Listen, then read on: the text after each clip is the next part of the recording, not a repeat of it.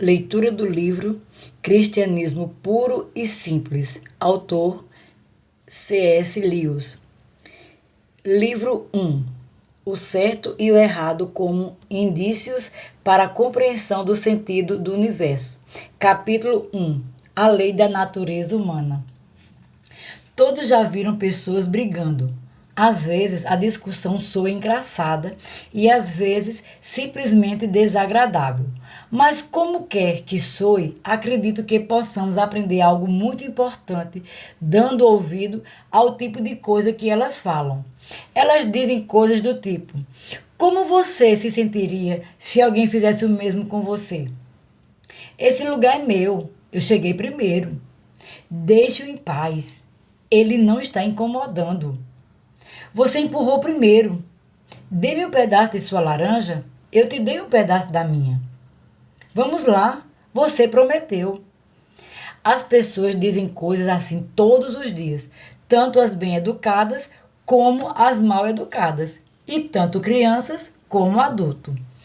Agora, o que me interessa em comentários desse tipo é que a pessoa que os faz não está dizendo simplesmente que o comportamento do outro não lhe esteja agradando.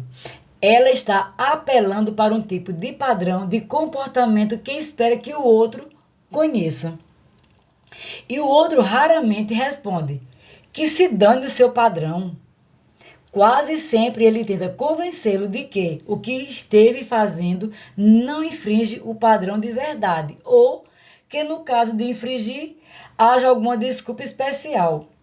Ele alega que há alguma razão especial nesse caso particular, porque a pessoa que sentou no lugar primeiro não deveria ocupá-lo, ou que as coisas eram bem diferentes quando ele recebeu o pedaço da laranja, ou que algum imprevisto tenha impedido de cumprir a sua promessa.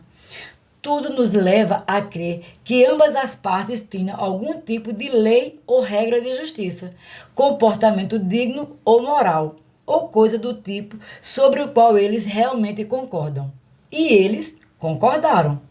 Se não tivessem feito, poderiam até mesmo lutar como animais, mas não conseguiriam brigar no sentido humano da palavra.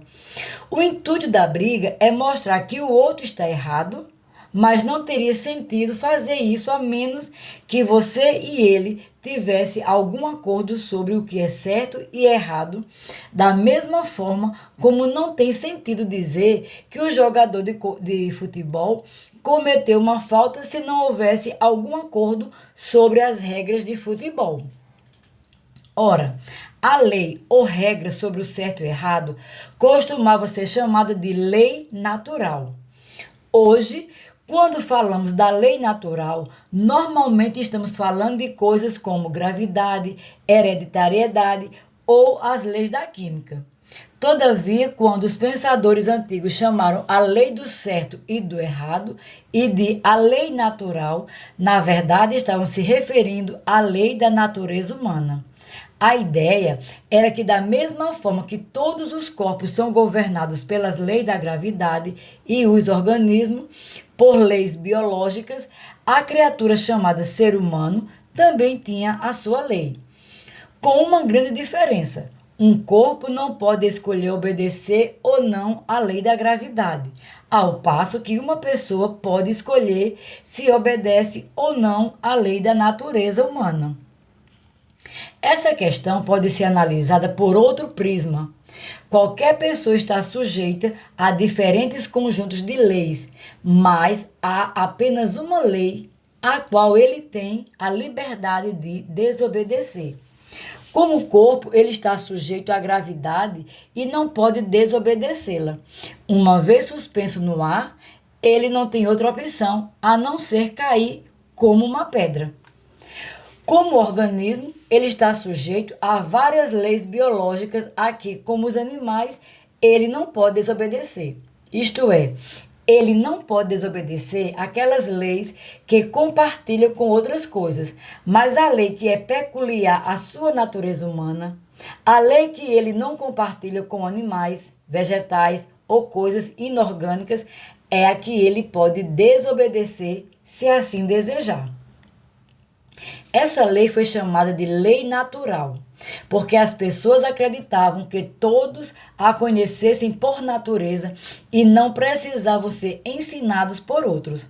É claro que eles não estavam dizendo que não seria possível encontrar um indivíduo estranho por aí que não a conhecesse da mesma forma que você é capaz de encontrar pessoas que sejam daltônicas ou que não levam jeito para a música. Entretanto, tomando a raça como um todo, eles achavam que a ideia humana de comportamento digno fosse óbvia para todo o mundo. Creio que eles estavam certos. Se não estivessem, então tudo o que dissemos sobre a guerra teria sido absurdo. Que sentido teria dizer que o inimigo está errado se o certo não for algo real que no mundo os nazistas conheciam tão bem quanto nós e tinham o dever de pôr em prática? Se não tivessem tido noção do que queríamos dizer com o certo e o errado, então, por mais que continuássemos tendo de combatê-los, não poderíamos culpá-los mais por isso do que pela cor do seu cabelo. Sei que algumas pessoas consideram a lei natural ou lei do comportamento digno conhecida de todos os homens sem fundamento, porque as diversas civilizações e os povos das várias épocas erigiram doutrinas morais muito diferentes. Mas isso não é verdade. Está certo que há diferença entre as suas moralidades, mas estas nunca chegaram a se configurar como uma diferença total. Se alguém se desse ao trabalho de comparar o ensinamento moral dos antigos egípcios, dos babilônios, dos hindus, dos chineses, dos gregos e dos romanos, ficaria de fato impressionado com a semelhança que tem entre si e também em relação ao nosso ensinamento moral. Algumas das evidências disso estão reunidas em um apêndice de um outro livro meu, chamado A Abolição do Homem. Mas, para o nosso propósito atual, basta eu pedir ao leitor apenas para imaginar como seria uma moralidade totalmente diferente. Imagine um país em que as pessoas fossem admiradas por fugir da batalha ou em que uma pessoa se orgulhasse de ter enganado todas aquelas que foram legais com ela. Seria o mesmo que tentar imaginar um país em que 2 ou mais 2 fosse igual a 5. Há discordância sobre as pessoas com quem você deve ser altruísta. Se é apenas com a sua própria família, ou com os seus conterrâneos, ou com todo mundo. Mas elas sempre concordaram que você nunca deve se colocar acima dos outros, uma vez que o egoísmo jamais foi algo que causasse admiração.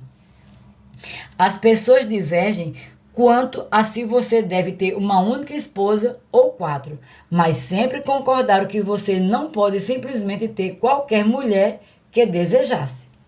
Mas o fato mais impressionante é o seguinte: mesmo que você consiga encontrar uma pessoa que afirme com toda certeza que não crê que haja realmente o certo e o errado, essa mesma pessoa vai apelar para isso logo em seguida.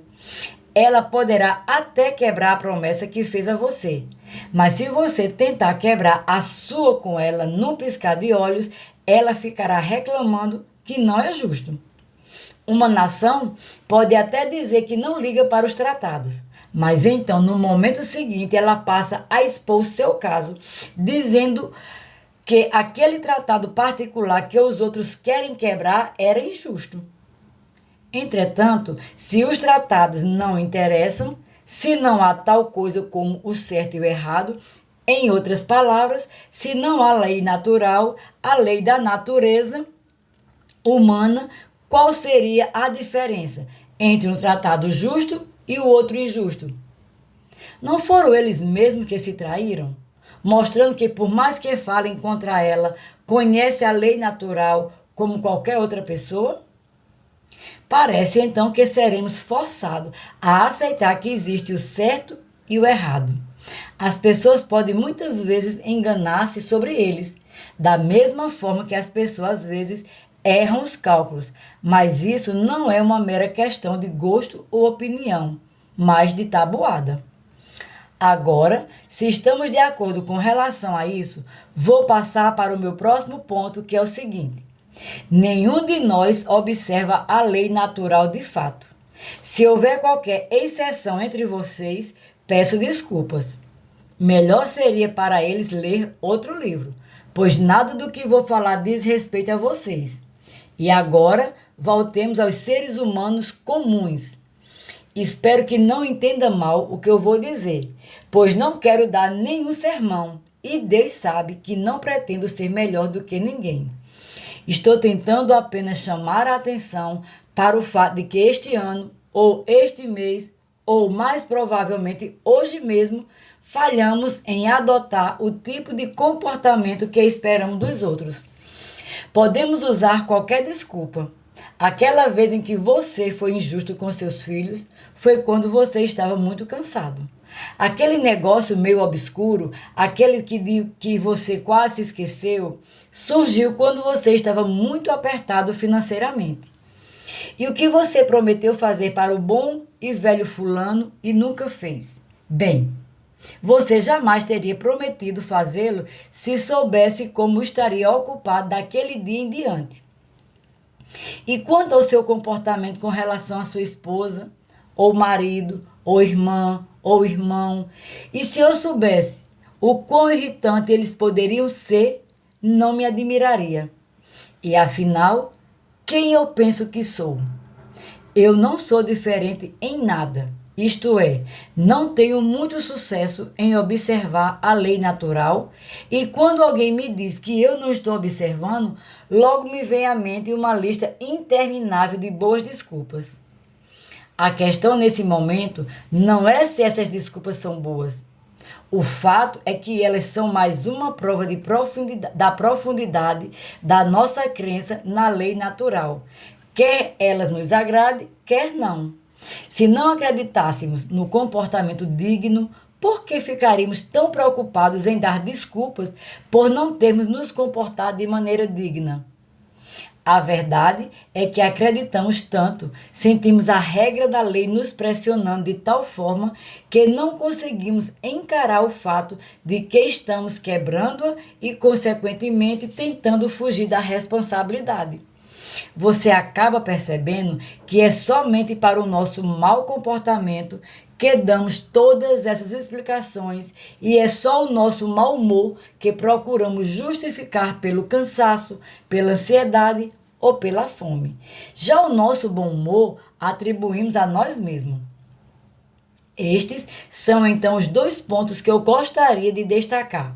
Primeiro, que os seres humanos de todos os cantos do mundo têm essa ideia curiosa de que devem se comportar de determinada forma e não conseguem realmente não fazê-lo. Em segundo lugar, os indivíduos, na verdade, não se comportam dessa forma. Eles conhecem a lei moral, mas a transgridem. Esses dois fatos são a base de todo o pensamento claro sobre nós e o universo onde vivemos. Capítulo 2. Algumas objeções. Se os dois pontos apresentados são o nosso fundamento, é melhor, antes de prosseguirmos, parar um pouco e deixar esses fundamentos bem sólidos. Algumas cartas que recebi mostram que inúmeras pessoas consideram esse conceito da lei da natureza humana, ou lei moral, ou ainda regra de comportamento digno, difícil de entender. Algumas pessoas me escreveram dizendo, por exemplo, será que o que você chama de lei moral não seria simplesmente o instinto gregário, e será que ele não foi desenvolvido da mesma forma que todos os nossos outros instintos? Nesse momento, não nego que possamos ter um instinto gregário, mas não é isso que estou me referindo quando falo em lei moral. Todos nós sabemos como é ter um instinto despertado pelo amor materno, instinto sexual ou um instinto pela comida. Significa possuir um forte anseio ou desejo de agir de determinada maneira. É claro que às vezes sentimos precisamente esse tipo de desejo de ajudar outra pessoa e, sem dúvida, esse desejo é decorrente do instinto gregário. Mas sentir o desejo de ajudar alguém é bem diferente de sentir que você tem a obrigação de ajudá-la, independentemente de sua vontade. Suponha que você ouça um grito por socorro de uma pessoa que esteja em perigo. Provavelmente você terá dois desejos: o de prestar ajuda, por causa do seu instinto gregário, e o outro de manter-se fora do perigo por conta do instinto de autopreservação. Mas encontrará dentro de si, além desses dois impulsos, uma terceira coisa que ele diz que você deve seguir: o impulso de ajudar e suprimir o impulso de fugir. Agora, essa coisa que faz você julgar entre dois instintos e que decide qual dos dois deve ser encorajado, não pode ser nenhum deles propriamente dito. Da mesma forma, você poderia dizer que a partitura musical que lhe diz que em um dado momento deve tocar uma nota no piano e não na outra, equivale a uma das notas do teclado.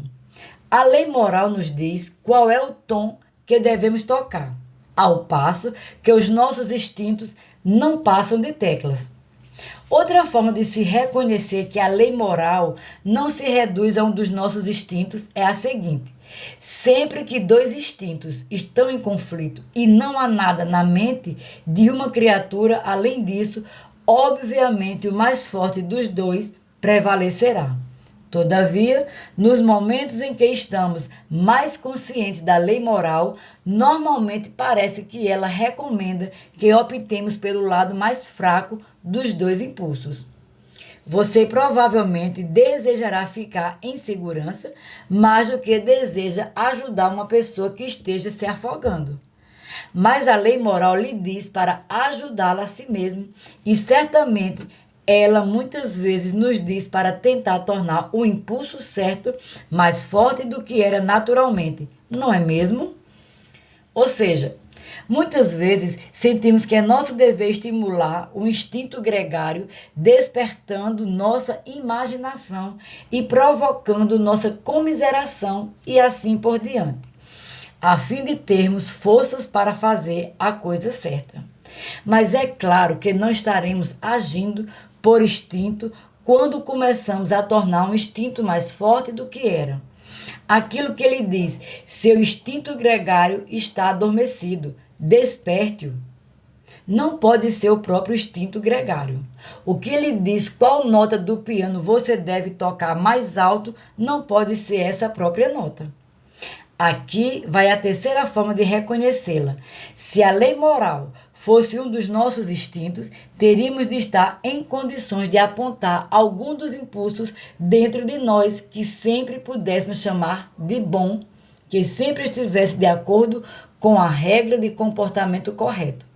Mas não estamos, pois não há entre os nossos impulsos nenhum que a lei moral já tenha mandado suprimir e nenhuma que ela já não tenha nos dito para encorajar. É um erro achar que qualquer dos nossos impulsos, por exemplo, o amor materno ou o patriotismo, seja bons e outros, como o sexo ou o instinto de luta, sejam ruins. Tudo o que estamos dizendo é que as ocasiões em que o instinto de luta ou o desejo sexual precisam ser reprimidos são mais frequentes do que aquelas de restrição do amor materno ou do patriotismo. Contudo, há situações em que é dever da pessoa casada encorajar seu impulso sexual e de um soldado estimular seu instinto de luta, e há também ocasiões em que o amor de uma mãe por seus filhos ou o amor de um indivíduo por seu próprio país tem de ser suprimido, pois do contrário, isso poderá levá-los a cometer injustiça com os filhos de outras pessoas e com outros povos. Estritamente falando, não existe essa coisa de impulsos bons e maus. Voltemos ao piano.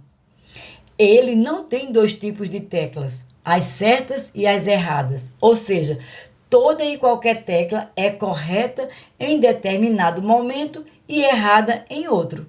Nesse sentido, a lei moral não é um único instinto ou conjunto de instintos, mas sim algo que produz um tipo de tom.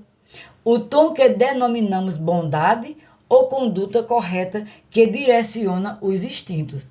Aliás, esse ponto tem enormes consequências práticas. A coisa mais perigosa que você pode fazer é pegar um impulso da nossa própria natureza e determiná-lo como regra a ser seguida a todo custo, pois todos eles, sem exceção, têm o poder de nos transformar em demônios se o estabelecermos como guias absolutos. Você pode até achar que o amor pela humanidade em geral seja livre desse perigo, mas não é. Se você deixar de lado o senso de justiça, logo estará quebrando acordos e forjando evidências pelo bem da humanidade. E se tornando, no final das contas, uma pessoa cruel e traiçoeira. Outras me escreveram dizendo: será que o que você chama de lei moral não é apenas uma convenção social ou algo que não foi incutido pela educação? Penso que haja um mal-entendido aqui. As pessoas que fazem esse tipo de pergunta normalmente estão partindo do pressuposto de que, se aprendemos algo com nossos pais e professores, então isso tem que ser uma mera invenção humana. Mas é claro que as coisas não são assim. Todos nós aprendemos a tabuada na escola. Já uma criança que tivesse sido criada numa ilha deserta não a conheceria. Mas certamente não se pode inferir disso que a tabuada seja uma simples convenção humana. Algo que os seres humanos tenham inventado para si e poderiam ter feito diferente se o desejassem. Concordo inteiramente que aprendemos a regra de comportamento digno de pais e professores e de amigos e livros da mesma forma que aprendemos todas as outras coisas. Mas algumas coisas que aprendemos são meras convenções que poderiam ter sido diferentes.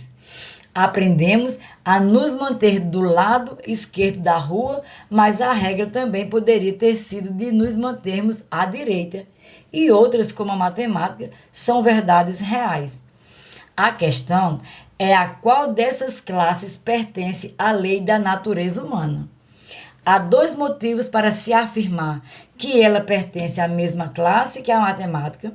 A primeira é que, como eu disse no primeiro capítulo, embora haja diferença entre as ideias morais de uma época ou de país e as de outro, as diferenças não são realmente muito grandes, nem de perto tão grande quanto a maioria das pessoas imaginam. E você pode reconhecer a mesma lei agindo em todos. Já meras convenções, como as convenções sobre o trânsito ou os tipos de roupa que as pessoas usam, podem diferir profundamente. A outra razão é a seguinte: se você considera as diferenças entre a moralidade de um povo e a de outro, não tende a pensar que a moralidade de um deles seja sempre melhor ou pior do que a de outro? Será que algumas das mudanças não foram para melhor? Se não, então certamente não poderia haver nenhum progresso moral. O progresso não quer dizer apenas mudança pura e simples, mas mudança para melhor então. Se nenhum conjunto de ideias morais fosse mais verdadeiro ou melhor do que o outro, não haveria sentido em preferir a moralidade civilizada, a moralidade selvagem ou a moralidade cristã à moralidade nazista. Na verdade, é claro que todos nós acreditamos que algumas moralidades sejam melhores que as outras. Acreditamos que algumas pessoas que tentaram mudar as ideias morais de sua própria época foram o que chamamos de reformadores ou pioneiros. Pessoas que entendiam melhor a moralidade do que seus contemporâneos. Muito bem, então. No exato momento em que você diz que um conjunto de ideias morais podem ser melhor que outro, estará, na verdade, medindo ambos de acordo com um padrão, dizendo que um deles está mais em conformidade com aquele padrão do que o outro. Entretanto, o padrão que mede duas coisas é diferente da própria moralidade. Você está, na verdade, comparando ambos com alguma moralidade real, admitindo que algo é uma verdade real, independentemente do que as pessoas pensam e que as ideias de algumas pessoas se aproximam mais do que é realmente certo do que as outras. Ou vamos colocá-lo nos seguintes termos: se suas ideias morais podem ser mais verdadeiras e aquelas dos nazistas menos, deve haver alguma moralidade real de acordo com a qual sejam verdadeiras. A razão por que sua ideia de Nova York pode ser mais ou menos verdadeira do que a minha é que Nova York é um lugar real que existe independentemente do que qualquer um de nós pense. Se ao pronunciar Nova York, cada um de nós quisesse dizer meramente a cidade que estou imaginando na minha mente, como é que se poderia supor que algum de nós tivesse ideias mais verdadeiras do que o outro? No fim das contas, não seria questão de verdadeiro ou falso. Da mesma forma, se a regra de comportamento digno significasse simplesmente o que cada nação decidisse aprovar, não faria sentido dizer que qualquer nação já tenha sido mais correta do que qualquer outra em seu julgamento. Assim como também não faria sentido dizer que o mundo possa se aperfeiçoar ou degenerar moralmente. Concluo, então, que, embora a diferença entre as ideias das pessoas sobre o comportamento digno muitas vezes as façam suspeitar de que não há nenhuma lei de comportamento real natural. As questões relacionadas a este assunto, sobre as quais somos obrigados a pensar, provam exatamente o contrário. Contudo, deixe-me dizer mais uma coisa antes de encerrar. Já encontrei pessoas que exageram nas diferenças porque não fazem distinção entre diferenças de moralidade e diferenças de crenças sobre fatos.